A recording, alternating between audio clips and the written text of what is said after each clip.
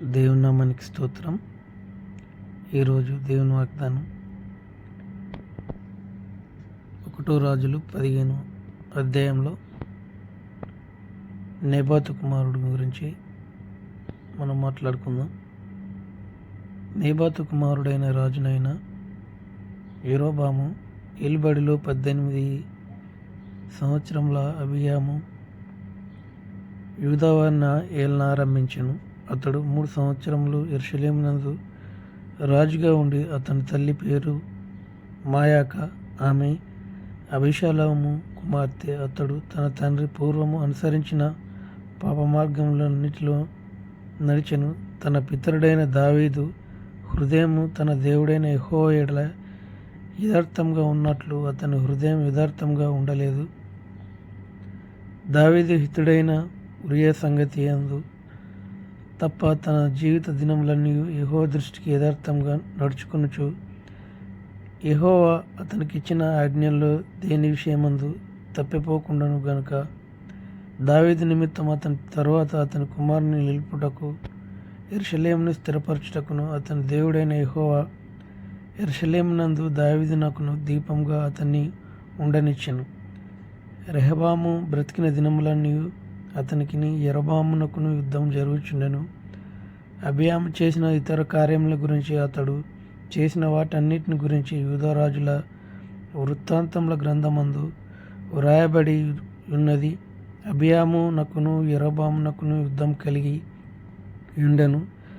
అబియాము తన పితరులతో కూడా నిద్రించుచుండగా వారు దావీదు పురమందు అతన్ని సమాధి చేసిరి. అతని కుమారుడైన అపాయ అతనికి మారుగా రాజాయను. ఇశ్రాయేలు వారికి రాజైన యెరోబాము ఏలుబడి అందు 25 సంవత్సరములు ఆసా యూదా వారిని ఏలనారంభించెను. అతడు 41 సంవత్సరములు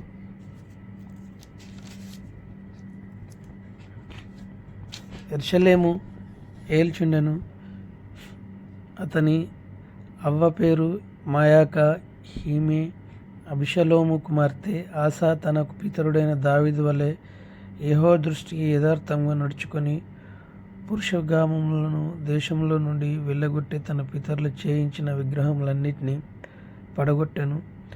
మరియు తన అవ్వ అయిన మాయాక అసహ్యమైన ఒకదాన్ని చేయించి దేవస్తంభమును ఒకటి నిలుపగా ఆసా ఆ విగ్రహమును చిన్న భిన్నములుగా కొట్టించి కిద్రోను ఓరోను దాన్ని కాల్చివేసి ఆమె పుట్టపు దేవి కాకుండా ఆమెను తొలగించెను.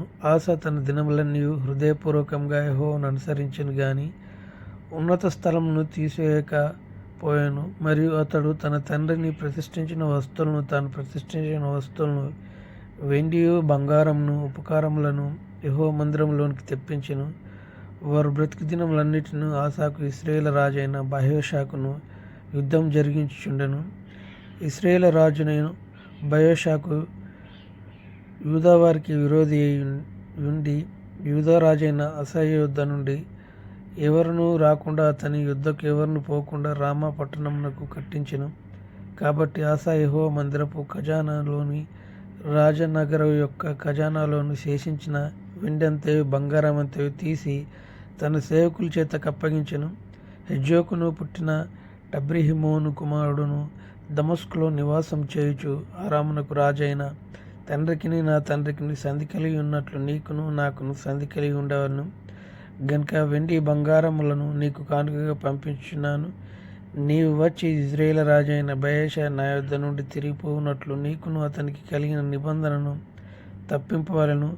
కాబట్టి బెన్హదదు రాజైన ఆసా చెప్పిన మాటకు సమ్మతించి తన సైన్యముల అధిపతులను ఇశ్రాయేలు పట్టణముల మీదికి పంపి ఇయోనును, దానును, అబెల్తాత్మయకాను, కిన్నెరెతును, నప్తాలి దేశం పట్టుకొని కొల్లపెట్టెను.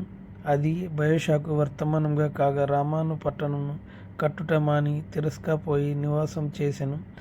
అప్పుడు రాజైన ఆసా ఎవరినూ నిలిచిపోకుండా యూదా దేశపు వారందరూ రావాలని ప్రకటనగా చేయగా జనులు సమకూడి బయెషా కట్టించుచుండిన రామపట్నపు రాళ్లను కర్రలను ఎత్తుకొని వచ్చి వచ్చిరి. రాజైన ఆస వాటి చేత బెన్యామీను సంబంధమైన గెబాను మిస్పాను కట్టించును. ఆస చేసిన ఇతర కార్యముల గురించి, అతని బలమంతటిని గురించి, అతడు చేసిన సమస్తం గురించి, అతడు కట్టించిన పట్టణముల గురించి యూదారాజుల వృత్తాంతంలో గ్రంథమందు వ్రాయబడి ఉన్నదని. అతడు వృద్ధుడై తర్వాత అతని పాదము యందు రోగం పుట్టెను. అంతటా ఆస తన పితరులతో నిద్రించి తన పితరుడైన దావీదు పురమందు తన పితరులతో సమాధి పాతిపెట్టబడును. అతనికి మారుగా యెహోవా షాపాతు అను అతని కుమారుడు రాజాయను.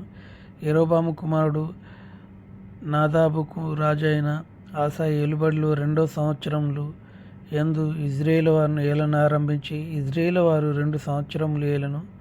అతడు యెహోవా దృష్టికి కీడి చేసి తన తండ్రి నడిచిన మార్గమందు నడిచి, అతడు దేని చేత ఇశ్రాయేలు వారు పాపం చేయుటకే కారణం కుండును ఆ పాపమును అనుసరించి ప్రవర్తించును. ఇష్కారు ఇట్టి సంబంధుడైన అహీయా కుమారుడైన బయషా అతని మీద కుట్ర చేసెను. నాదాబును ఇశ్రాయేలు వారందరూ ఫిలిష్తీయుల సంబంధమైన గిబ్బోతునకును ముట్టడి చేయుచుండగా గిబ్బోతునలోను బయషా అతన్ని చంపెను. రాజైన ఆస ఏలుబడిలో 3వ సంవత్సరమందు బయషా అతన్ని చంపి అతనికి మారుగా రాజాయను. తాను రాజు కాగైన ఇతడు యరొబాము సంతతి వారి నందరిని హతం చేసెను. ఏవనైనను యరొబాము సజీవంగా ఉండనీయక అందరిని నశింపజేసి తన సేవకుడైన షిలోనీయుడైన అహీయా ద్వారా యెహోవా సెలవిచ్చిన ప్రకారంగా ఇది జరిగిన. తాము చేసిన పాపముల చేత ఇశ్రాయేలు వారు పాపం చేయుటకు కారకుడైన యరొబాము ఇజ్రాయేలు దేవుడైన యెహోవాకు కోపం పుట్టింపగా ఇలాగ జరిగెను.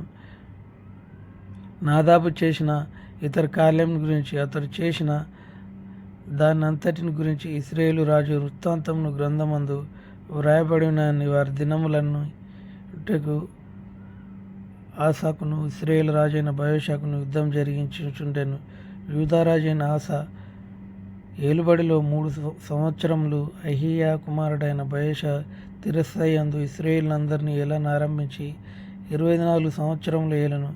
ఇతడు యెహోవా దృష్టికి కీడు చేసి యరొబాము దేవుని చేత ఇజ్రాయేలు వారు పాపం చేయుటకు కారకుడైన దానంతటిని అనుసరించి ప్రవర్తించెను.